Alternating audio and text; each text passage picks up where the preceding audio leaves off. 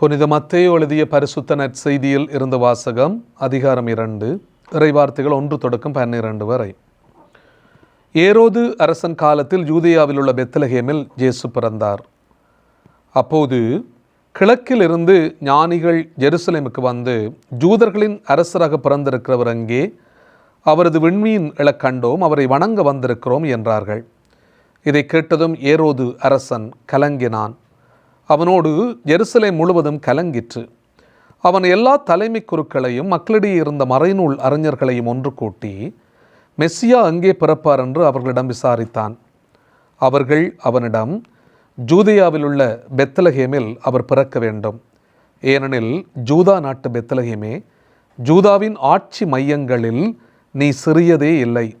ஏனெனில் என் மக்களாகிய இஸ்ரவேலை 1000 ஆள்பவர் ஒருவர் உன்னிலிருந்தே தோன்றுவார் என்று இறைவாக்கினர் எழுதியுள்ளார் என்றார்கள். பின்பு ஏரோது யாருக்கும் தெரியாமல் ஞானிகளை அழைத்து கொண்டு போய் விண்மீன் தோன்றிய காலத்தை பற்றி விசாரித்து உறுதி செய்து கொண்டான். மேலும் அவர்களிடம், நீங்கள் சென்று குழந்தையை குறித்து திட்டவட்டமாய் கேட்டு எனக்கு அறிவியுங்கள். அப்பொழுது நானும் சென்று அக்குழந்தையை வணங்குவேன் என்று கூறி அவர்களை பெத்லகேமுக்கு அனுப்பி வைத்தான். அரசன் சொன்னதை கேட்டு அவர்கள் புறப்பட்டு போனார்கள். இதோ முன்பு எழுந்த விண்மீன் தோன்றி குழந்தை இருந்த இடத்திற்கு மேல் வந்து நிற்கும் வரை அவர்களுக்கு முன்னே சென்று கொண்டிருந்தது. அங்கே நின்ற விண்மீனை கண்டதும் அவர்கள் மட்டில்லா பெருமகிழ்ச்சி அடைந்தார்கள். வீட்டிற்குள் அவர்கள் போய் குழந்தையை அதன் தாய் மரியா வைத்திருப்பதை கண்டார்கள். நெடுஞ்சான் கிடையாய் விழுந்து குழந்தையை வணங்கினார்கள். தங்கள் பேழைகளை திறந்து பொன்னும் சாம்பிராணியும் வெள்ளைப்போளமும் காணிக்கையாக கொடுத்தார்கள். ஏரோதிடம் திரும்பி போக வேண்டாம் என்று கனவில் அவர்கள் எச்சரிக்கப்பட்டதால் வேறு வழியாக தங்கள் நாடு திரும்பினார்கள். வாழ்வு தரும் இயேசு கிறிஸ்துவின் நற்செய்தி. கிறிஸ்துவே உமக்கு புகழ். இயேசுவிலே அன்புமிக்க சகோதர சகோதரிகளே, இன்று திருச்சபையினுடைய மிக முக்கியமான ஒரு நாள். புதிய ஆண்டினுடைய பிறப்புக்குள்ளே சங்கமித்து கொண்டிருக்கிற எங்களுக்கு, வாழ்வினுடைய எத்தனையோ அனுபவங்களை புதுப்பித்து கொண்டிருக்கிற எங்களுக்கு, வாழ்க்கையினுடைய அர்த்தங்களை மீண்டும் மீண்டும் சிறப்பாக்கி கொண்டிருக்கிற இந்த நாட்களிலே, இன்று இந்த வருடத்தினுடைய தொடக்கத்திலே நிறை வல்லமையோடு திருச்சபை கொண்டாடுகிற மிக முக்கியமான ஒரு பெருவிழா ஆண்டவரினுடைய திருக்காட்சி பெருவிழா. இந்த திருக்காட்சி பெருவிழா உன்னதமாக நாங்கள் பார்க்கின்ற போது ஒரு சிறப்பான பெருவிழாவாக எங்களுக்கு தரப்படுகிறது. காரணம் என்னவென்று சொன்னால், நாங்கள் எல்லாருமே இறைவனுடைய பிள்ளைகள் என்பதை மெய்ப்பிக்கின்ற ஒரு விழாவாக இந்த திருக்காட்சி பெருவிழா எங்களுக்கு சிறப்பாக அமைந்திருக்கிறது. அதனுடைய ஒரு வழியாகத்தான் அன்பானவர்களே, இன்றைய நாளில் இந்த இறைவார்த்தைகளை நாங்கள் சற்று ஆழமாக பார்க்கிற போது, ஜூதர்கள் தங்களுக்கு மட்டும்தான் மீட்பு என்று நினைத்தார்கள். ஜூதர்கள் தங்களுக்கு மட்டும்தான் இந்த மீட்பு என்று நினைத்ததை இறைவன் எல்லா மக்களுக்கும் மீட்பு என்பதை தெளிவாக சொல்லுகின்ற ஒரு நாள் தான் இந்த திருக்காட்சி பெருவிழா. அப்படின்னு சொன்னால், உலக மக்கள் எல்லாருக்குமே இறைவன் இயேசு உன்னதமான இறைவனாக இருக்கிறார் என்பதை வெளிப்படுத்துகின்ற ஒரு நாளாக இந்த பெருவிழாங்களுக்கு தரப்படுகிறது.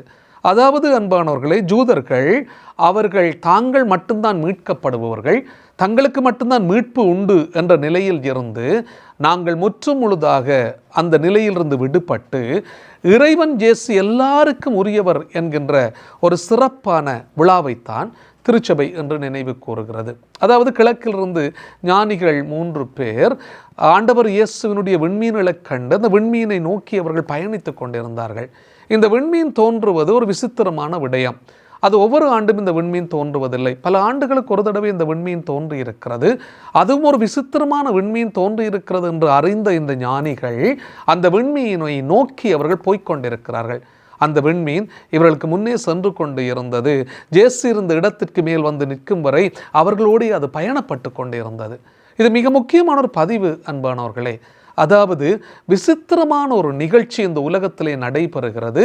அந்த விசித்திரமான நிகழ்ச்சி இயற்கையை கொண்டாடுகிறது.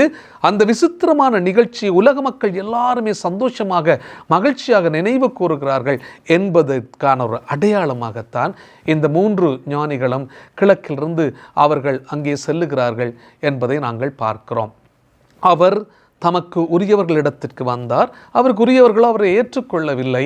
அதனாலே அவர்கள் எல்லாருக்கும் கடவுளாக அவர் மாற்றப்படுகிறார் என்பதற்கான ஒரு தெளிவையும் நிறைவையும் தான் இன்றைய இந்த திருக்காட்சி பெருவிழா எங்களுக்கு சிறப்பாக நினைவூட்டுகிறது. அன்பானவர்களே, அதாவது ஆண்டவர் இயேசு எங்கள் எல்லாருக்கும் உரியவர். இந்த 3 ஞானிகளும் அங்கே செல்லுகின்றார்கள். நெடுஞ்சான் கிடையாக விழுகின்றார்கள். தங்கள் பேழைகளை திறக்கின்றார்கள். பொன்னும் சாம்பிராணியும் வெள்ளை போளமும் அவருக்கு காணிக்கையாக கொடுக்கிறார் என்று பார்க்கிறோம். நெடுஞ்சான் கிடையாக யாருக்கு விழுவார்கள் அப்படின்னு சொன்னால், இறைவன் மாத்திரம் என்று நினைப்பவர்கள், இறைவனுக்கு மாத்திரமே அவர்கள் நெடுஞ்சான் கிடையாக விழுவார்கள். இந்த 3 ஞானிகளும் அவரை இறைவனாக ஏற்றுக்கொண்டார்கள். அவரை ஒரு உன்னதமான அரசராக ஏற்றுக்கொண்டார்கள். அவரை இறைவனாக ஏற்றுக்கொண்டார்கள். அவர் இறக்கின்ற இறைவனாக இருக்கிறார், ஆனால் வல்லமையோடு உயிர்த்தெழுவார் என்பதை அன்றைக்கே அந்த ஞானிகள் வெளிப்படுத்துகிறார்கள். அதனால் இந்த 3 பொருட்களையும் நாங்கள் சற்று ஆழமாக பார்க்கிற போது, பொன்கள் யாருக்கு கொடுக்கப்படுகின்றன? ஒரு பெரிய அரசனுக்கு கொடுக்கப்படுகிறது. நாங்கள் இயேசுவை அரசராக பார்க்கிறோம். ஜூதரின் அரசராக பிறந்திருக்கிறவர் எங்கே? அவருடைய விண்மீன் எழ கண்டோம் என்று சொல்வார்கள். ஏரோது அரசன் கலங்கினான், அவனோடு முழு நாடும் கலங்கியது என்று சொல்லப்படுகிறது. என்னை விட ஒரு அரசனா? ஆனால் இந்த ஞானிகள் சொல்வார்கள், ஜூதரின் அரசராக பிறந்திருக்கிறவர் எங்கே? ஏரோது சொல்ல, நான் தானே அரசன். எப்படி இன்னும் ஒரு அரசன் பிறக்க முடியும்? அவருடைய விண்மீன் எழ கண்டிருக்கிறோம். விசித்திரமான ஒரு விஷயம் இந்த உலகத்திலே நடைபெற்றிருக்கிறது. எங்கேயோ அவனுடைய இடத்திலே ஜூதரின் அரசராக பிறந்திருக்கிறார் ஒருவர். பொன்னை கொடுக்கிறார்கள், அரசனுக்கு பொன்னை கொடுப்பார்கள். அரசனும் பொன்னை மற்றவர்களுக்கு கொடுப்பான். சாம்பிராணி எப்படிப்பட்டதென்றால், இந்த சாம்பிராணி புகையை நாங்கள் இறைவனுக்கு கொடுப்போம். ஆகவே நீ அரசனாக இருக்கிறாய், நீ இறைவனாக இருக்கிறாய். வெள்ளைப்போளம் என்று சொல்லுவது ஒரு மிக முக்கியமான பதார்த்தம் அன்பானவர்களே. அது இறந்தவர்களுடைய உடல்களிலே பூசப்படுகின்ற மிக முக்கியமான ஒரு பொருள். அந்த பொருளை ஏற்கனவே இந்த ஞானி கொடுப்பதற்கான அர்த்தத்தை நாங்கள் பார்க்கிற போது, இந்த அரசன், இந்த இறைவன் இறந்து போவார். ஆனால் அந்த இறக்கின்ற இறைவன் அவர் உயிர்த்தெழுகின்ற இறைவனாக மாறுவார். அப்போ ஏற்கனவே அன்பானவர்கள், இந்த ஞானிகள் ஞானத்திலே நிறைந்தவர்கள் அவரை அரசனாக கண்டு கொண்டார்கள். நாங்களும் அவரை அரசராக பார்க்கிறோம். கிறிஸ்து அரசர் என்று சொல்லுகிறோம். நாங்கள் அவரை இறைவன் என்று சொல்லுகிறோம். அவர் இறைவனாகவே எங்கள் மத்தியிலே பிறக்கின்றார். அவரை இறைவனாக அரசனாக கண்டவர்கள் அவர் இறந்து போவார், மக்களினுடைய பாவங்களுக்காக தன்னை தியாக பலியாக கொடுப்பார் என்பதையும் அந்த ஞானிகள் ஏற்கனவே அவர்கள் எங்களுக்கு சொல்லுகிறார்கள். இந்த விடயத்திலிருந்து அன்பானவர்களை நாங்கள் பெற்றுக்கொள்ளக்கூடிய மிக முக்கியமான விடயம் என்னவென்று சொன்னால், ஆண்டவர் இயேசு எங்கள் எல்லாருக்குமே உரியவர். ஆண்டவர் இயேசு இறைவனாக இருக்கிறார், பெரிய அரசனாக இருக்கிறார். எங்களுக்கு வாழ்வித்தந்த எங்களுடைய பாவங்களுக்கு கழுவாயாக தன்னை தியாக பலியாக கொடுப்பவராக இருக்கிறார் என்பதை முற்றும் முழுதாக அறிக்கை இடுகின்ற ஒரு சிறப்பான நாளாக இன்றைய நாள் எங்களுக்கு தரப்பட்டிருக்கிறது. ஆகவே நாங்களும் தெளிவாக புரிந்து கொள்ள வேண்டும், எங்களுடைய இயேசு எங்கள் எல்லாருக்கும் உரியவர். இயேசு எங்கள் எல்லாருக்கும் உரியவர். எனக்குரியவர், என்னுடைய குடும்பத்துக்குரியவர், என்னுடைய பங்குக்குரியவர், என்னுடைய சமூகத்துக்குரியவர், என்னுடைய நாட்டுக்குரியவர். இந்த உலக திருச்சபை முழுவதையுமே அவர் ஒன்றிணைத்து வாழுகின்ற ஒரு இறைவனாக இருக்கிறார் என்பதை வெளிப்படுத்துகின்ற ஒரு நாள் தான் இன்றைய நாள் அன்பானவர்களே. ஆகவே நாங்களும் கடவுளை தேடி செல்லுகின்றோமா? இன்றைக்கு மிக முக்கியமான ஒரு விடயமாக இருப்பது, நான் கடவுளை தேடி செல்லுகின்றேனா? இந்த ஞானிகள் எத்தனை இடர்பாடுகள் இருந்திருக்கும். அவர் 1 நாட்களிலே இந்த பெத்லகேம் என்கின்ற இடத்துக்கு அவர்கள் போகவில்லை. அவர்கள் பல நாட்கள், பல மாதங்கள், ஆண்டுகள் கூட அவர்கள் எடுத்திருக்கலாம் இவரை சந்திப்பதற்காக. மிக முக்கியமான அவர்கள் விடாமுயற்சியோடு எத்தனை தடைகள் வந்தாலும் இயேசுவை காண்பதற்காக அவர்கள் போகிறார்கள்.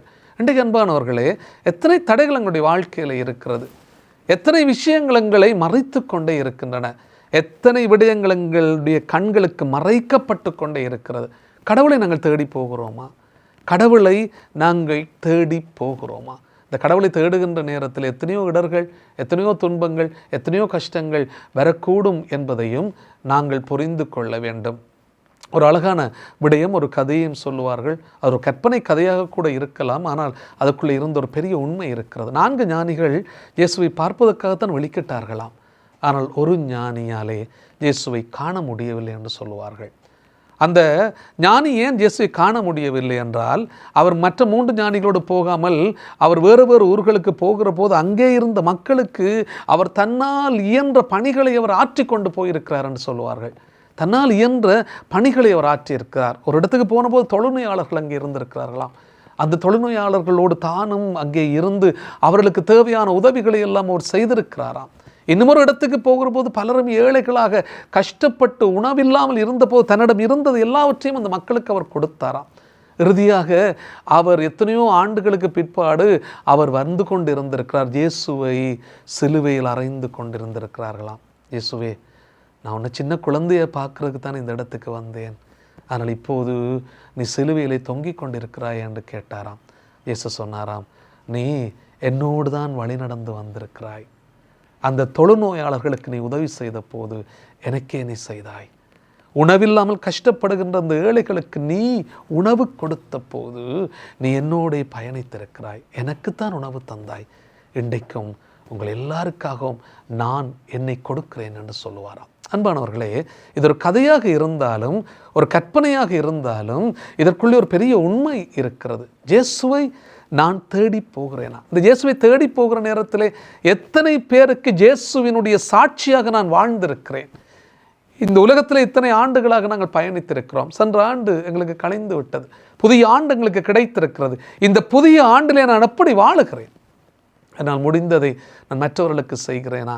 அயலவர்களிலே இயேசுவை கண்டு அவர்களுக்கு உதவி செய்கிற நல்ல மனப்பக்குவம் என்னிடத்தில் இருக்கிறதா? இன்றைக்கு நாங்கள் அன்பில்லாமல், பாசம் இல்லாமல், பரிவில்லாமல், இரக்கம் இல்லாமல், தியாகம் இல்லாமல், கொடுப்பு இல்லாமல், எதுவுமே இல்லாமல் மற்ற மனிதர்களை நேசிக்காத மனிதர்களாக நாங்கள் பலரும் வாழ்ந்து கொண்டிருக்கிறோம். இயேசு எங்களுக்கு சொல்லுகின்ற மிக முக்கியமான விடயம், என்னை தேடி வருகிறாயா நீ? இவற்றையெல்லாம் நீ செய்துவிட்டு என்னை தேடு, அப்போது நான் உனக்கு மீட்பளிக்கும் ஆண்டவராக காட்சி தருவேன். என்னை நீ கண்டுபிடிக்கலாம். எப்படி நீ கண்டுபிடிக்கலாம் தெரியுமா? நீ இந்த மக்கள் மத்தியிலே நீ ஆற்றுகின்ற ஒவ்வொரு பணியினுடைய மேன்மைக்குள்ளும் நீ என்னை கண்டுபிடிக்கலாம். அன்பில்லாமல் இருப்பவர்களை நீ அன்பு செய்கிறாயா? கொடுத்து வாழுகிறாயா? மகிழ்ச்சியாக இருக்கிறாயா? சந்தோஷப்படுகின்றாயா? எல்லாருக்கும் உதவி செய்கிற நல்ல மனப்பக்குவம் உன்னிடத்தில் இருக்கிறதா? உனக்குள்ள திறமைகளை நீ மற்றவரோடு பகிர்ந்து கொடுக்கிறாயா? இவற்றையெல்லாம் நீ செய்கிற போது நீ என்னை ஒவ்வொரு தடவையும் கண்டு கொண்டே இருக்கிறாய். ஆண்டவர் இயேசுவை நாங்கள் காணுகிறோமா? அயலவர்களிலே காணுகிறோமா? ஏழைகளிலே காணுகிறோமா? அனாதைகளிலே காணுகின்றோமா? கைவிடப்பட்டவர்களிலே காணுகின்றோமா? விளிம்பு நிலையில் இருக்கிற சகோதர சகோதரிகளிடத்திலே காணுகின்றோமா? நாங்கள் அதை தேடி செல்லுகிற போது இயேசுவை நாங்கள் நிச்சயம் கண்டு கொள்ளுவோம். எனவே அன்புமிக்க சகோதரனே, இயேசு எங்கள் எல்லாருக்கும் உரிய ஆண்டவர், எல்லாருக்கும் மீட்பராக தரப்பட்டிருக்கிறார், எல்லாருக்கும் வல்லமை உள்ளவராக தரப்பட்டிருக்கிறார். ஆண்டவரை நாங்கள் தேடி செல்லுவோம். ஆண்டவர் சொல்வார், இந்த மக்களிடத்தில் எல்லாரிடத்திலையும் நீ என்னை கண்டு கொள்ளுகிறாய், நான் உன்னோடு இருக்கிற ஆண்டவர். எனவே அன்புமிக்க சகோதரனே, அருமையான நாள். ஆண்டவர் இயேசுவினுடைய திருக்காட்சியினுடைய வல்லமையை நாங்கள் மீண்டும் மீண்டும் சிந்திக்கின்ற ஒரு நாள். ஆண்டவர் இயேசுவை அரசனாக, கடவுளாக, வல்லமை உள்ளவராக நாங்கள் கண்டிருக்கிறோம். அவருடைய அன்புக்கு சாட்சியம் கொடுக்கிற பிள்ளைகளாக தொடர்ந்தும் நாங்கள் இறை வல்லமையோடு வாழுவோம். ஆமென்.